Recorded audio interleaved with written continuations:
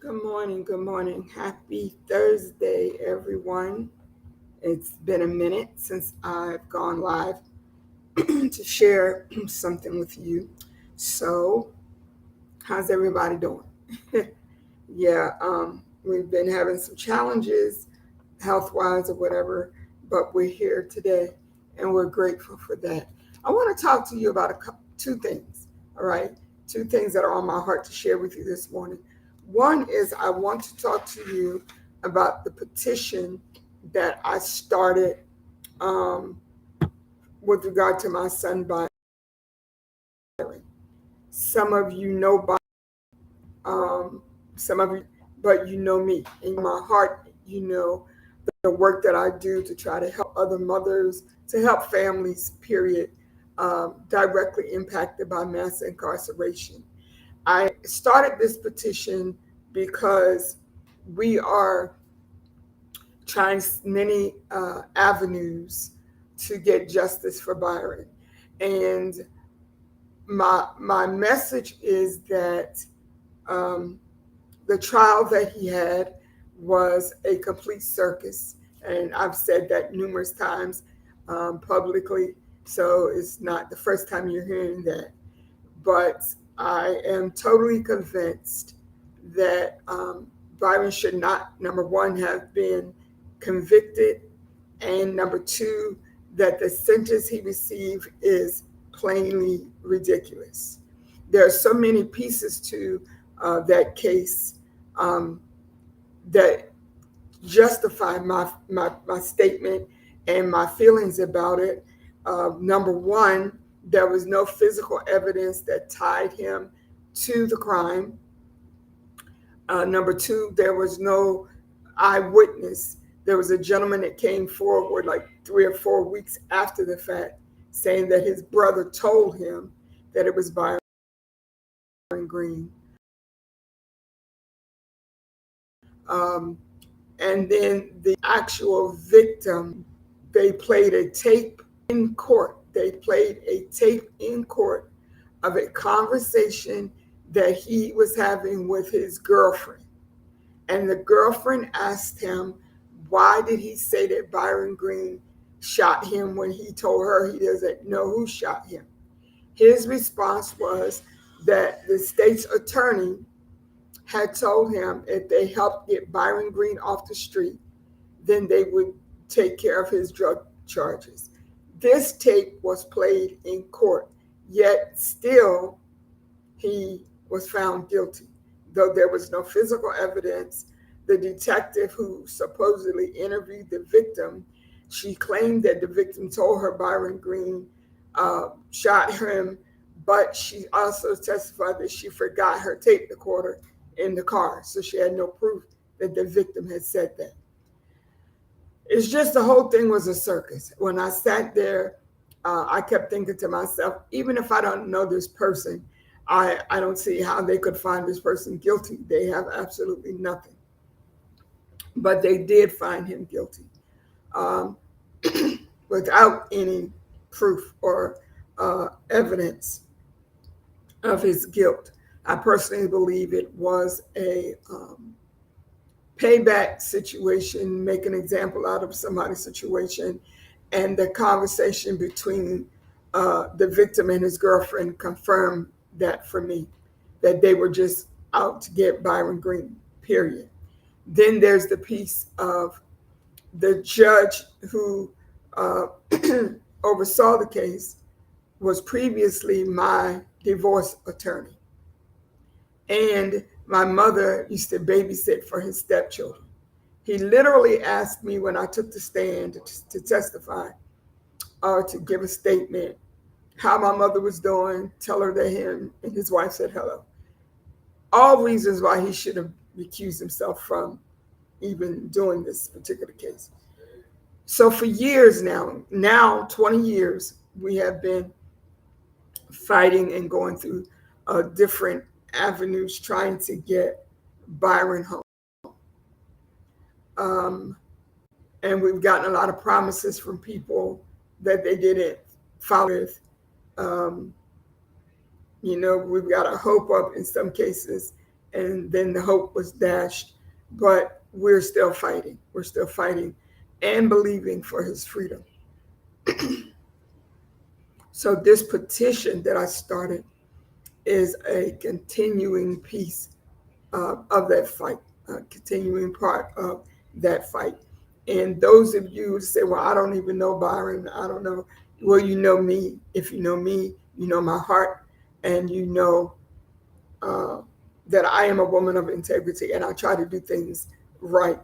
So support me in this venture as I have supported so many other people and will continue to support mothers in this situation. I need your signatures on this petition. I need you to share the petition with your network. It takes a lot of numbers to get the attention of our legislators and our elected officials, right? We're sending this once we get a substantial amount of signatures. We are sending this to Governor Westmore, and we're sending it to the Attorney General, and we're sending it to the Maryland Office of the Public Defender, Natasha Dartique, and to all of our state legislators, everybody else that we can get it to. But we have got to get a significant amount of signatures. So I need you today to go to my page and find this petition, sign the petition, and share it with your network. That is the number one reason why I wanted to speak to you this morning. Number two reason is I received a letter from a gentleman who is incarcerated at the, excuse me, Jessup Correctional Institution. And he says, Dear Mrs. Green, I pray all is well and that you're constantly being held in honor for all that you do on behalf of men and women suffering the hardship of incarceration.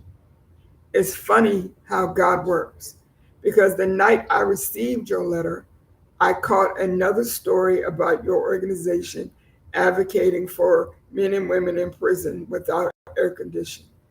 When I first wrote, this is the second letter, I'm going to read the first letter first, but I'll read that in a minute. When I first wrote, I thought that your organization was just one that provided support for mothers who have lost children to incarceration. But now I see that your mission reaches far beyond that. I see that you are an advocate and voice for those whom society have decided have no voice.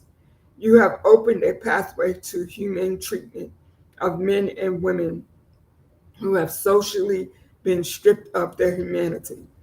This is why they can put a man in a cell that's 102 degrees for 23 hours and not bat an eye. But these same people will raise hell and thousands of dollars if the AC in a dog shelter breaks down for 20 minutes.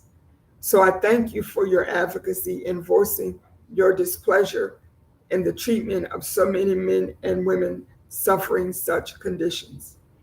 Your excuse me. Your letter was met with applause by the men of the Positive Change Coalition, and they spared no time getting to work on those letters, poems, and essays to share with the women of A Mother's Cry.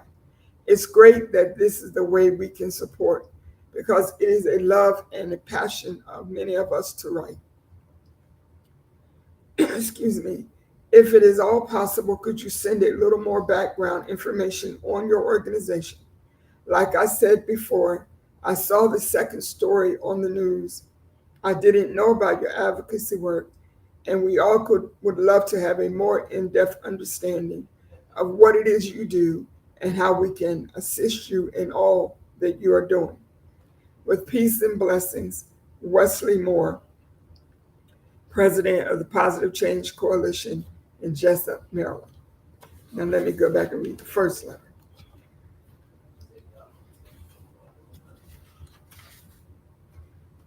Of course, I can't find it. Hold on one second.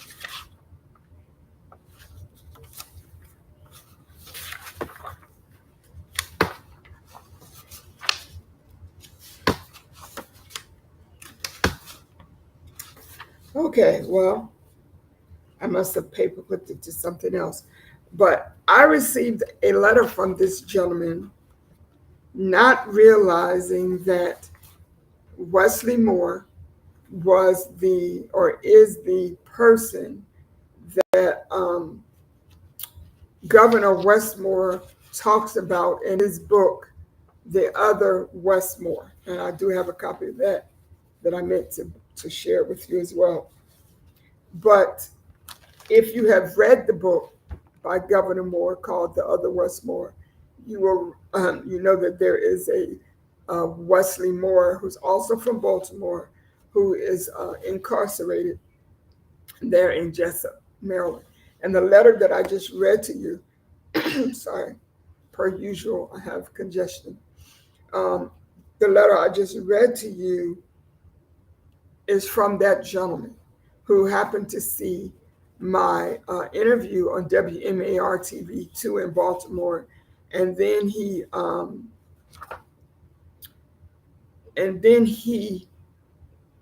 saw a second interview where we were talking about. The first interview was about Byron and my how a mother's cry got started, and how we advocate for and support mothers who have incarcerated children.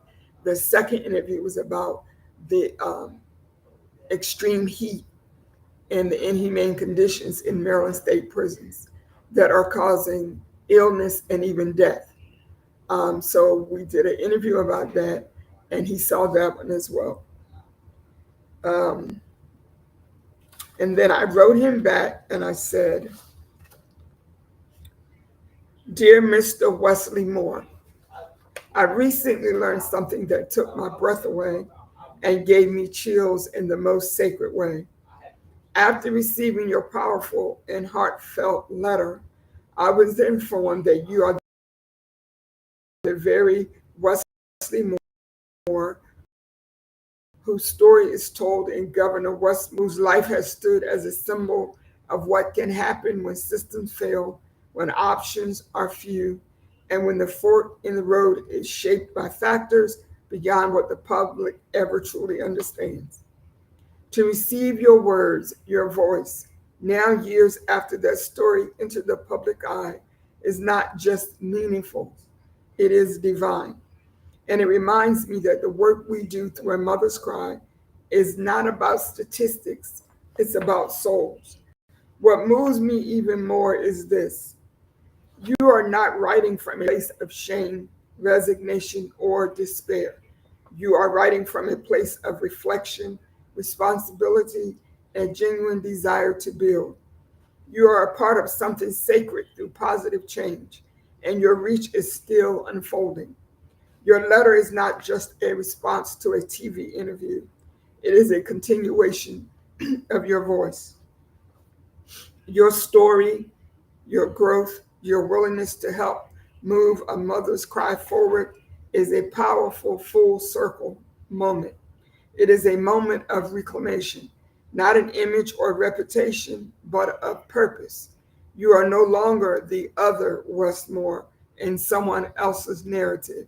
You are this Wesley Moore, walking in your own truth and contributing to the healing of mothers, children, and communities. And I honor that. Let's not this let's not let this connection pass quietly.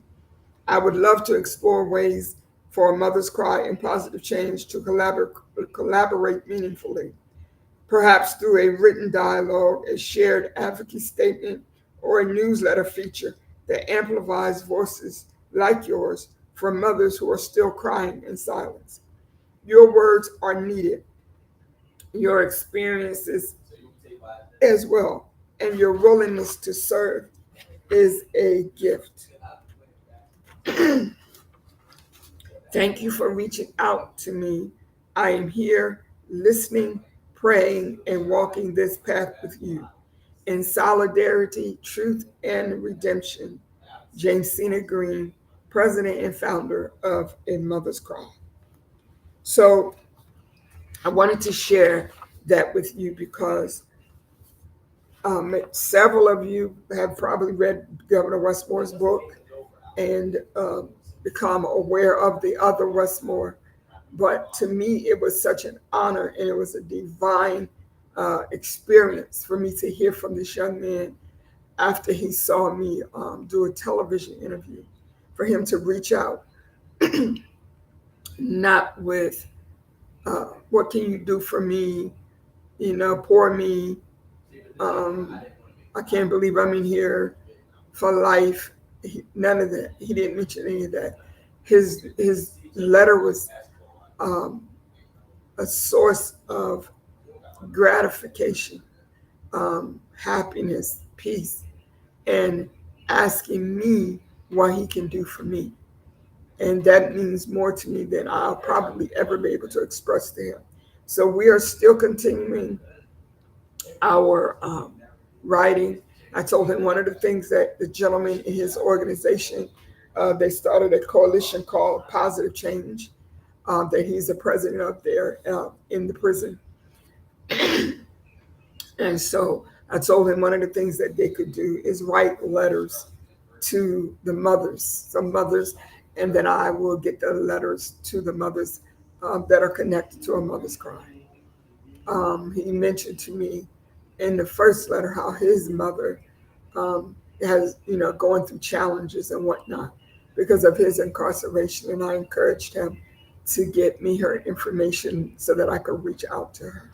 So that is why I popped in today. I wanted to share the importance um, and the urgency of you signing and sharing this petition with me. 20 years of someone's life that should not be in prison is a lot of time. Um,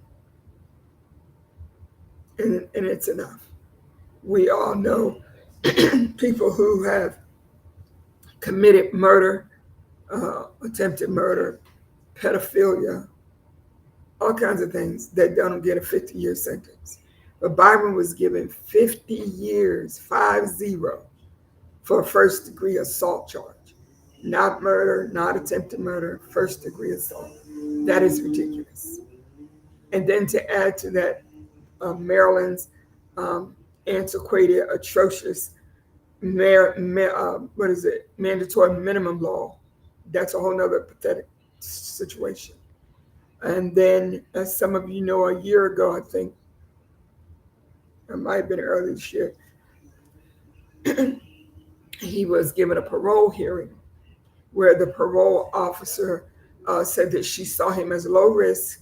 He had 2 jobs lined up and housing, but he got a letter from 3 other parole commissioners saying that they too felt he was low risk. However, he had a mandatory minimum sentence of he had to do 25 years, which is ridiculous. The whole mandatory minimum thing is ridiculous. When you have proven documentation of a person's rehabilitation and transformation, in the 20 years that Byron has been incarcerated, he has had one violation, which is to me just simply amazing in that environment, that you can survive that long without getting tickets or violations is amazing to me. But it also speaks to the strength, character, the redemption that he has experienced as well. So we've got to get him out of there, period. And I need your help. I trust, I have faith that God is working that out for me, for us, I should say. But I also need your help. I need your signatures on this petition, and I need you to share the petition. Also, I want you to keep Wesley Moore in Jessup, Maryland, in your prayers and in your thoughts.